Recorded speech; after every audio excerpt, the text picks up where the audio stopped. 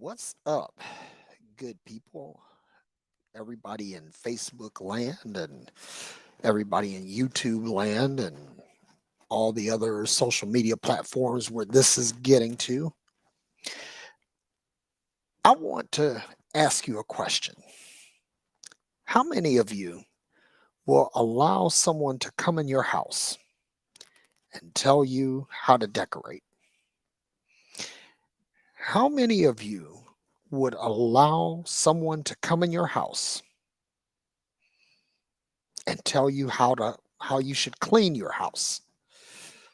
How many people would you allow to come into your house and tell you how you should raise your children? How many? And when you invite someone into your home, do you allow them to have free reign over your home, to do as they please in your home? Well, these are all very important questions in the context of what I'm about to talk about, because I want to talk about social media hygiene. Because frankly, some people, they pretty much allow anything in their social media. And I don't. I'm just going to put it out there. I don't.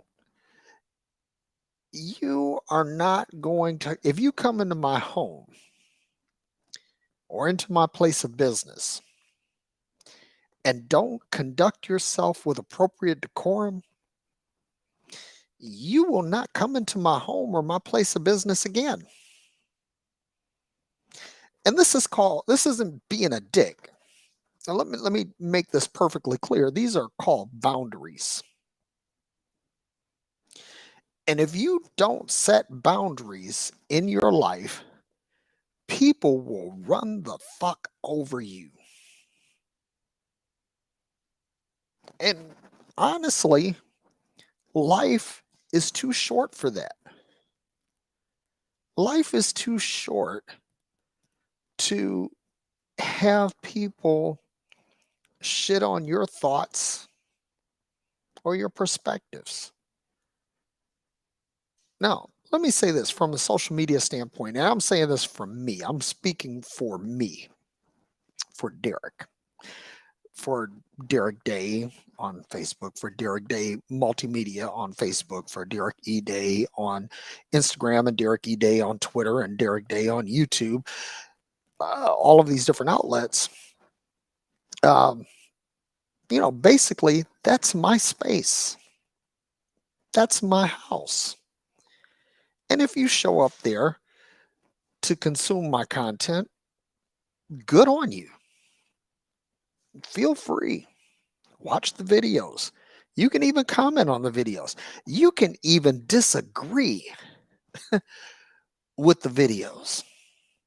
I'm not above anyone disagreeing. I have I have friends, relatives who, visit me in my home and we have rousing debates. We disagree on a lot of things. But we also understand that there is a framework that needs to be observed. And I'm not going to come into anyone else's house and basically exhort my opinion to the degree that it makes someone else uncomfortable. I mean, because listen, when you're in your home, you're in your fucking sanctuary. This should be the one place where nobody really fucks with you. Now, I'm tying this back to social media because um, a couple of my friends that they are my friends in real life and they're my friends on social media, that they brought it to my attention that somebody had some disparaging things to say about me, and they they brought this up because they no longer have the ability to speak on my timeline. They no longer have the ability to speak on my page. They no longer have the ability to speak on my Instagram or anywhere because I blocked them. Because it's not disagreement that I have an issue with. It's how you disagree. And the way that these people have disagreed were tantamount to them coming into my home, pulling down their pants, and taking a shit in my living room. Now, no more than I would tolerate that will I tolerate that in my social media space. And you shouldn't either. You should be free to say what you want. And I would say that the only boundary to saying what you want is that what you say does not harm anyone. In other words, it doesn't harm them physically, it doesn't harm them emotionally, that it doesn't harm them financially, that there's no harm done, that these people can continue to live their life after having heard what you had to say, that they're not threatened in any way. Now, the other thing too is that you have complete control over what you consume. Because listen, I go through my Facebook feed, through my Instagram feed, through my YouTube feed, and I see shit that I disagree with. And you know what I do when I see that kind of shit that I disagree with?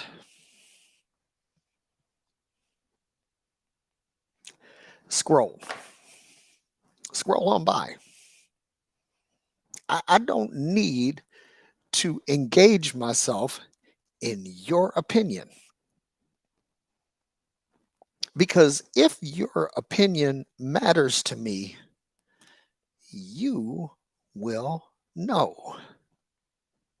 And if your opinion doesn't matter to me, you will know. Because I believe in transparency. And I'm also a man who is in complete control of his thoughts. So because of this, I know exactly what I'm thinking and I know exactly what I'm going to say. I know and honestly, I'm a chess player. I plan out my moves well in advance. I don't go to anyone's page trying to stir up shit on their page. But now watch this, because this is going to be your hallmark, or a litmus test of your effectiveness.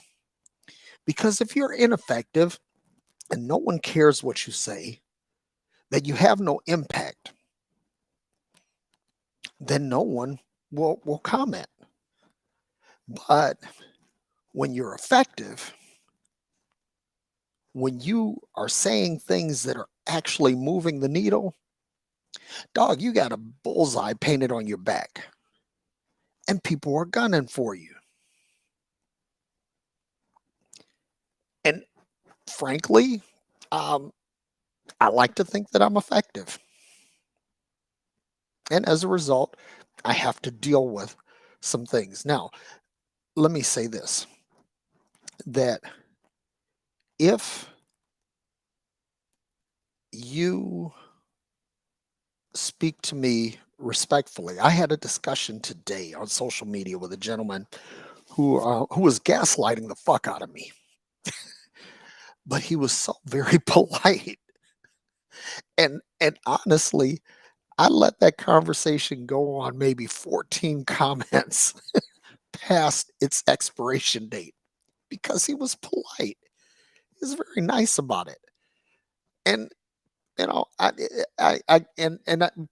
people, when they're agreeably disagreeable or agreeably disagreeing, I'm cool with that.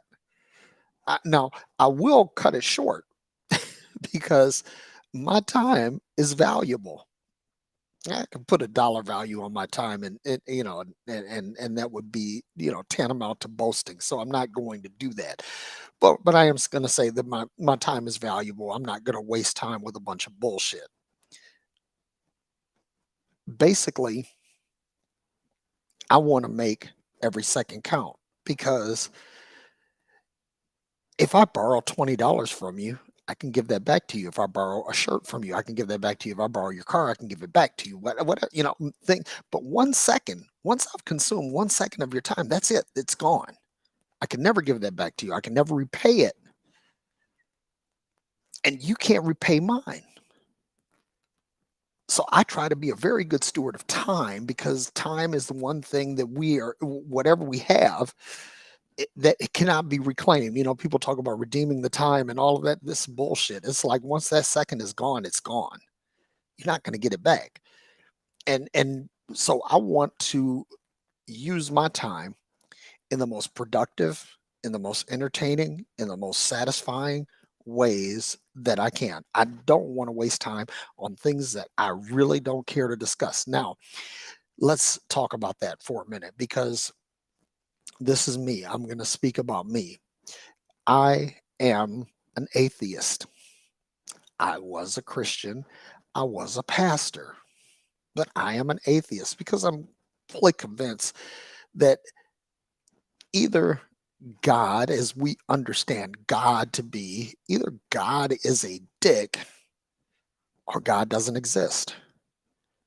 And personally, I prefer to say that he doesn't exist than to say that he's a dick. I mean, it just honestly. But this God of the Bible that people say cares about you, that's concerned about the very hairs on your head, that God simply does not exist. And I can prove that by walking through any children's hospital, particularly the ICUs or the cancer wards. If you want to know whether or not God exists, that's a good place to start. So, with that being said, there are people that will come to me and they'll say, "Well, you obviously haven't spent time with the Lord." And my bullshit detector goes way over here, because I only spent 30 years in theological study. I only spent 20 years in ministry. I'm not going to say that I have all the answers, but what I will say is that I know what the fuck I'm talking about. And and so when you try to gaslight me by saying, "Well, you really don't understand," or "You really haven't spent time," or "You really haven't done this, you haven't done that," stop. And listen, don't gaslight anyone.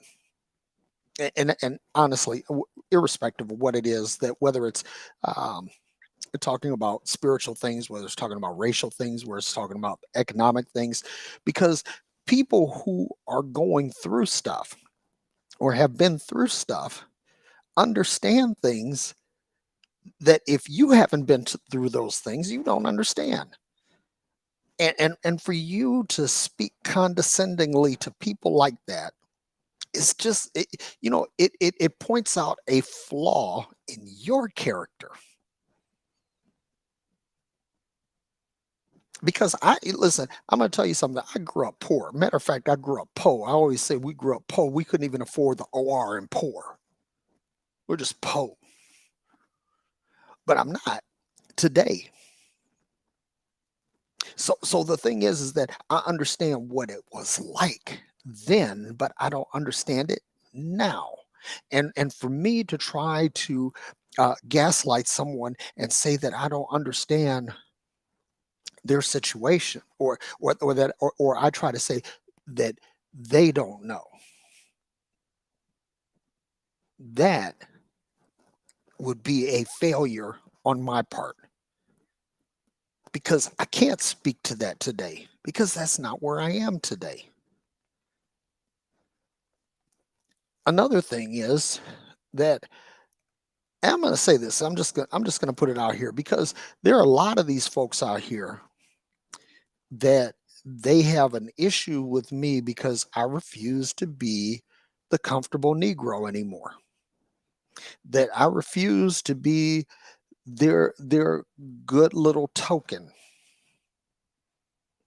You know, let me tell you this. It's like when it's funny how when issues of race get brought into the forum, that there are certain folks that trot out people like Larry Elders and Candace Owens and Alan West and all of these folks, and uh, you know they won't talk to someone like Michael Eric Dyson or Cornell West or Earl of Ferry Hutchinson. They won't talk to people like that. They won't talk to Talbot Swan. Why? Because they want the response that they want. They want a comfortable Negro response. And I've just decided that I'm not going to give that anymore. Um, it was funny because when I was going through some things during the Trump years, and I would speak out on issues of social justice, on police brutality, on economic disparities, and things like that.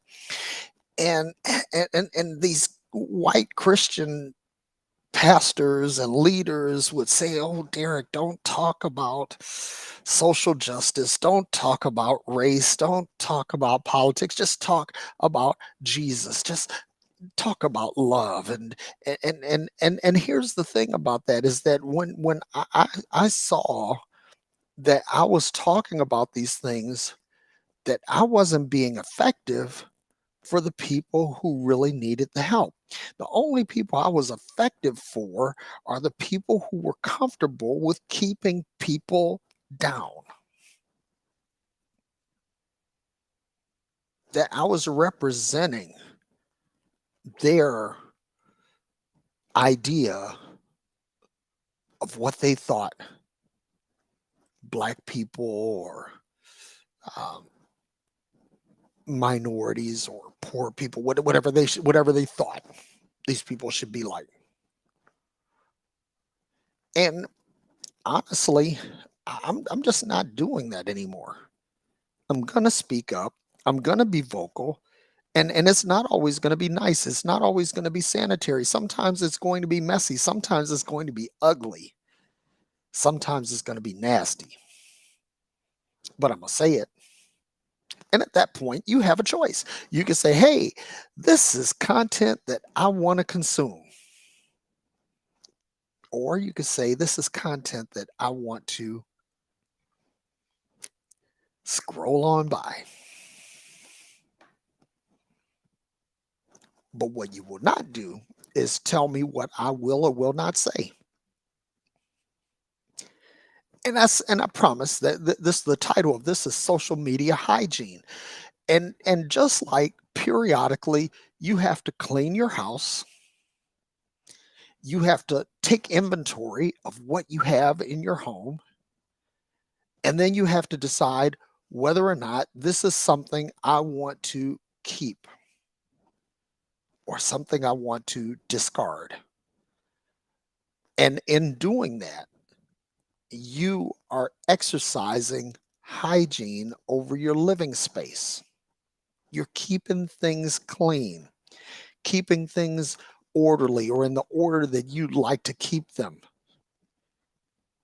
So periodically, for me, I go through and I figure out who I need to get rid of in my social media uh, portfolio of people that I know.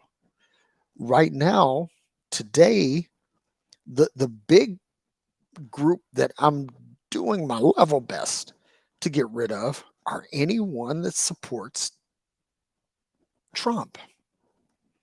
If you're a Trump supporter, I honestly, I have zero need for you in my life. You can kiss my whole ass. And I understand that I have some friends, a few friends that are still Republicans, and the ones that I have that are still the friends that I have that are still Republicans, these are people that say, well, Trump is fucked up, but the principles of the party. And at a certain level, I get that. But the thing is that as long as your party is defined by this fucker, it's like, you know, I don't understand how you can go on. But I try not to just dismiss everyone that's a Republican simply because they're a Republican. But if you're a Trumper, for sure, you got to go. I have no room for you in my life. I don't. I have no desire to talk to you, to converse with you, to have fellowship with you. Nothing. Nothing. Nothing. I have nothing. And another thing in social media hygiene, because I want to give a shout out to a couple of brothers, uh, to Kyle Butler and to Simon Yap, because they actually brought some stuff to my attention where people were actually saying things. And even though I can't see that conversation,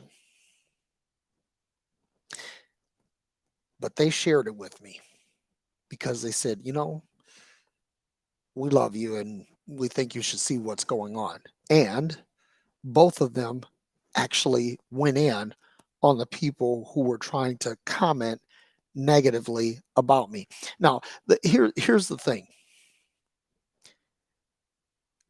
For the one guy that brought this up, and he asked, what's wrong with Derek Day? Is he become an atheist or something? Well, yes, I have become an atheist, but why the fuck do you care? Honestly, if it doesn't matter, just move on. But instead, you have to raise this issue to try to get a little amen corner going. But then it backfires in your face because there are people out there that understand why I am where I am, and they've decided to push back. And you weren't expecting that.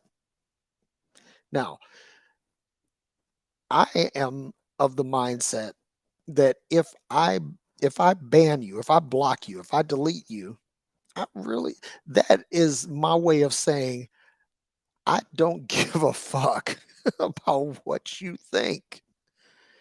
And here's the thing. Opinions can matter, but only let the opinions of people who encourage, edify, the people that challenge you to grow and to be better, to be stronger, that these are the people whose opinions should matter in your life. Now, if I've already deleted and blocked you, again, this is my way of saying I don't give a fuck about what you think. You represent the garbage that's in the back of my pantry, or the shit that's in the back of my garage, or the pile of leaves in my backyard, or whatever. You represent shit that I just need to get rid of. You represent baggage. You represent dead weight. And I'll tell you something. I could give so many different metaphorical examples that if you're a sprinter, you don't sprint in a competitive race with a weight vest on, because that added weight will weigh you down and cause you to lose. If you are driving a race car, you might have extra weight for ballast to kind of control the balance of your car in the turns, but you don't have it just to hold down the weight of your car, because if you do, you'll lose.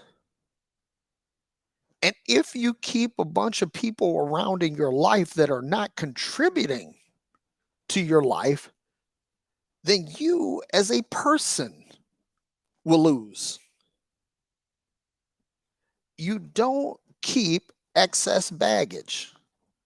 And it doesn't matter whether it's in real life or whether it's in social media, you don't hang on to bullshit. You get rid of it. with the quickness. And let me tell you something else too, is that, one of the things that happens to us when we discard things, sometimes we might get rid of a kitchen appliance and then we'll say a few months later, you know, I wish I had kept that. Stop it. If you got rid of it, you made that decision, live with that decision. Now, you might decide, I need another blender. So you go get another blender, but you don't go back to the junk pile and try to find the fucking blender that you threw out. That blender passed its expiration date. And I'm telling you, again, you are under no obligation to take any shit from anyone. I don't care who you are. If listen, I'm gonna say something really, fuck man. If you're a white supremacist and you don't want black people on your timeline, delete and block them. If you're a black nationalist and you don't want white people on your timeline, delete and block them. If you're a Democrat and you don't want Republicans on your timeline, delete and block them. If you're a Republican and don't want Democrats on your time, delete and block them. Get rid of them. I mean, listen. Here's the thing. You do want to have some people that challenge you. Some people that they provide some resistance in a good way. And let me explain this. When you have weight on a bar and you're pushing that weight to bench press it, that is good weight. But when a car falls on you, if you're underneath the car and the car falls on you, that's not good weight. That weight will kill you. You need to get from up under that. And then you need to understand how to make sure that that doesn't fall on you and harm you any further.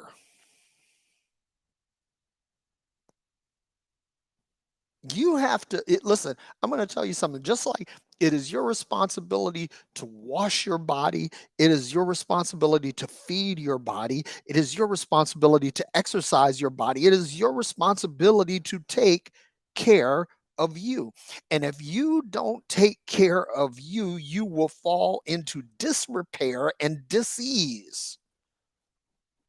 Likewise, if you're not getting rid of the shit that frustrates you, that interrupts your peace, that interrupts your timing or your flow or anything, if you're not getting rid of that, then whatever happens to you, baby girl, baby boy, that you deserve because you allow it.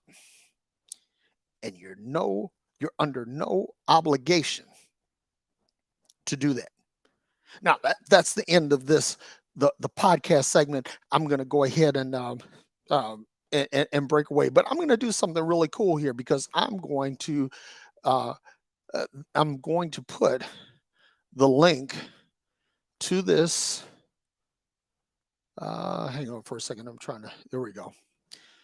And so I'm going to put this in the chat here. And if you're so inclined, click the link. Join in the conversation. I'd love to have you. Love to hear what you think. But understand this, that, if you come on here and you're trying to flex on me, try to cuss me or anything like that, I've got I've got full control here. And that means I'll cut your ass off. So, you're welcome to join in. If there's something that you want to share, if there's something in this that encouraged or edified you in any way, I'd love to hear from it. Love to know. But I'm going to keep this up here for at least a couple of minutes and see if anybody joins in. But if you do, that's great. And if you don't, Brittany, thank you. And I appreciate your comments earlier. That if someone had said something to you, that you would have said something, and I appreciate that. My man Tony Calloway is here. He says too many people need other people to believe what they believe to give their beliefs validity. No one You need no one for your belief to be real to you, and you're goddamn right about that. Um, Dwayne Shaver, he says, love your content, man. Got banned for 24 hours for something I said in one of your groups. Not sure if it was you or Facebook that was responsible. Just want to apologize if I offend anyone. Let me tell you something. I don't really remember. I mean, because honestly, I probably delete about 20 people a day. So I don't really remember everybody. But if you said something where you were a dick, man, that's just what it is. And I'm like I said, I'm under no obligation to take any shit off anybody. And let me say this too, because I've said this before and I'll say it again. People say this is an odd flex, but you know what though? Here's the deal. There are two things you can't do. Number one, you can't fuck with my money. And number two, you can't whip my ass. And I'm not saying this to brag or anything. I'm not saying that I'm going to beat everybody that I get into a physical conflict with. But what I'm saying is that if we have to go to blows, you gonna walk away knowing that you've been in some shit. Whether you come up on top or not, but you listen, you gonna walk away with a limp. So the thing is, I'm not really worried about what people say to me. Yeah, I got up this morning, went to Starbucks, uh, you know, put on some Narada Michael Walden. If you've never listened to him, you need to. It's like this dude is dope, but he's like part of the soundtrack of my upbringing. And I was listening to that, and it's like my car, man, I got 400 horsepower, got an 1100-watt sound system, and the whole cockpit is lined with leather and walnut burl, and it's the shit, you know. And so what you say is not going to impact that in any way. It's like if I want to get away from social media, I get away from social media. I go get in my car and I go for a drive, and I'll feel better. Oh, Dwayne, you say you think you got in trouble for dropping the f bomb. I don't drop anybody for the f bomb unless unless you say if you say fuck you, Derek, then well you got to go. Uh, Another thing too is like I don't deal with insults or ad hominems. I don't deal with any of that shit. I don't, and you shouldn't either. Because like once you have gotten to the point where you feel like you have to insult me personally, where you have to make a comment about something, some attribute of mine, my skin, my beard, my hair, or whatever, when you start getting into that, then it's fuck you. You're off the island. I don't have time for that. But yeah, so I don't know if y'all saw the link. Let me post the link again, just to just to be sure. Because if you want to join in, you want to have a talk, you want to share something with Derek, it's all good. There's the link. Join in. Ben Urban, you'll be catching the replay. Ben, man, I wanna do a Kyle Butler, man, and and get you on one day, um, and talk because like you're one of my favorite people, man. And that's all jokes aside. Let me go back here through the comments here. Larry says, "Hey, good talk. The difference between the new atheists like Hitchens is that they were not afraid to be out there in their face. They wouldn't stay in the closet." Well, you goddamn right. I'm not staying in the closet. I'm going to say what I say. Now, here's the thing. Again, my goal is not to harm anyone. Honestly, I don't even want to hurt your feelings personally. But what I say might hurt your feelings. But trust me, if you go to Lowe's, like my man Henry Harris says, and buy a ladder, you'll get over it. Let's see who else is it. E. Hughes says, "Thank you, sir. You're welcome. You're welcome." See who is. Let's see.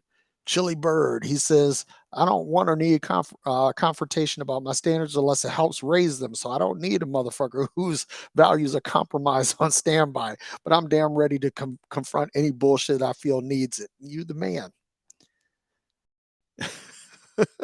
Calloway said, "If I wasn't getting ready for work, I'd join in." Yeah, he's getting ready. He's the man for a major hotel chain, and he's doing his thing. So C. Rodriguez, she says, "Do not be afraid of losing people. be afraid of losing yourself by trying to please everyone around there. Well, you got that right, sister. You got that right. Let's see who else is in here. Yeah, Lynn Stephen Kissinger said, "Dead weight." Listen, thank you, Kim. Kim Gerlain says, "I love the way you think." Yep. I honestly, this is, and let me say this too. I gotta say, and I wish I put this in the content that would be in the podcast, and maybe I'll figure a way to edit it in. But this is, let me tell you something. I'll be 60 years old in August. In case any of you are wondering, I'm not a spring chicken. Uh, I look youthful and I act youthful, but I'm up there. But let me say this: I have two two friends that I've been friends with for almost 58 years. Now, here's the thing: we've been through the good and the bad. All the three of us, we have fought against each other and fought against other people together. I mean, I'm talking about fist fights, you know. But the thing is that and then on top of that, I have like maybe another 15 or 16 people that I've been friends with over 50 years, and then I have couple of hundred that I've been friends with over 40 years, and then Navy buddies that I've been friends with over 30 years. So when it's funny how people say, well, you don't seem like a loyal person, you don't seem like a happy person. Listen, if you know me personally, I'm one of the happiest motherfuckers you'll run across. I love to laugh, I love to joke, I love to play around. I enjoy stuff, but I don't take no shit off anybody. And the people that know me know that. Um, and when you talk about friendships, when you have friendships that last almost 60 years, come holler at your boy. You know, um, I have Navy buddies that when some of them sought me out, and they sought me out because I left a positive impression on them, and there were some that I sought them out because they left a positive impression on me, and then we talk, and when they say, "Man, I'm so glad that we reconnected." I have relationships, I have friends, I have lots of friends. I'm really blessed in that regard.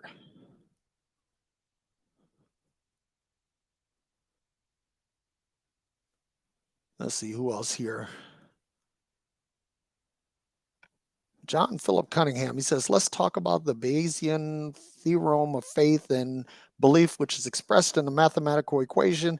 It is an extension of the rules and the laws of logic, rational reasoning, and thought. Let's compare that to the Middle East misogynistic, narcissistic, barbaric dogma that uses an emotional attachment to whatever. Okay, well, that was a mouthful. All right. So anyway, we're gone. I only wanted to do like 30 minutes, and I did that, and then I opened this up. So if anybody wanted to join in, but nobody wants to join in, I don't know. I know that I'm not a scary person, but for whatever reason, nobody wants to log on or join in, and that's cool. But anyway, keep your social media feed clean. uh, you post what you want, as long as just ask yourself, give yourself the test. Hey, is this going to harm anyone? Is this going to cause any physical, emotional, spiritual, or financial harm? And if it doesn't, say what you say. And then if anybody wants to come and attack your stuff, well, you can tolerate that up to the point that you want to tolerate it. Once it passes its expiration date, in other words, when you get tired of it, then you say, "Okay, this conversation is over." And if everyone agrees to those terms and the conversation is over, great. But if people want to go on beyond that, well, that's what the delete and block is for. Because see, listen, I'm going to say this, that I don't just delete and block people on social media. Man, I'll delete and block your ass in real life. I don't care.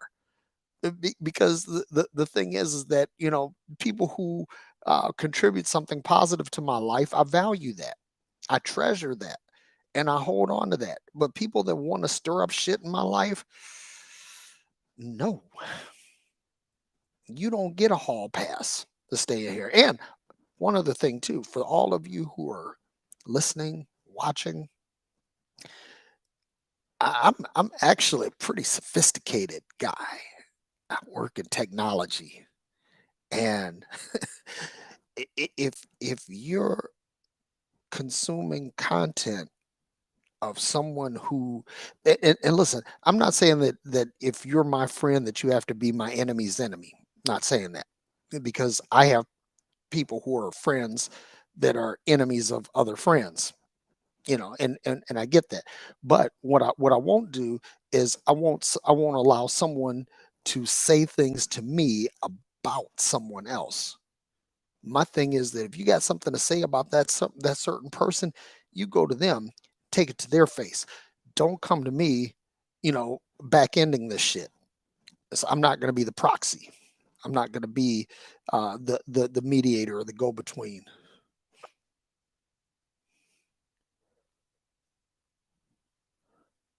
Let's see. Lynn says, I will jump in, just not naked with a bong in my hand. Today is self care day. I seriously enjoy your content. All right. All right. So maybe next time. But I think that what I'm going to do is I'm going to make this kind of like a regular thing where on Sundays I'll record my podcast live and then I'll open it up to Q&A afterward, and whatever happens happens. Fuck, who cares, But again, just understand that if you get on here, you start trying to shit on me, you know I've got the hang up button right over here. I just click that, bang, you're out. So, um, anyway, that's it.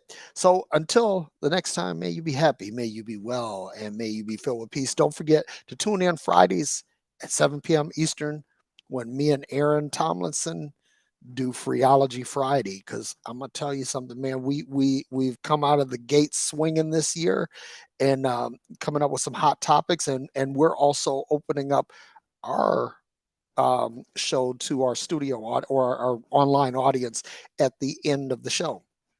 So, and we had a guest on Friday, um, a young lady by the name of Gwendolyn who's trans, and she came on and shared her story with us, and it was absolutely a blast. So, listen, we're making it available. So if you want to jump in, feel free to jump in. But until the next time, deuces, y'all.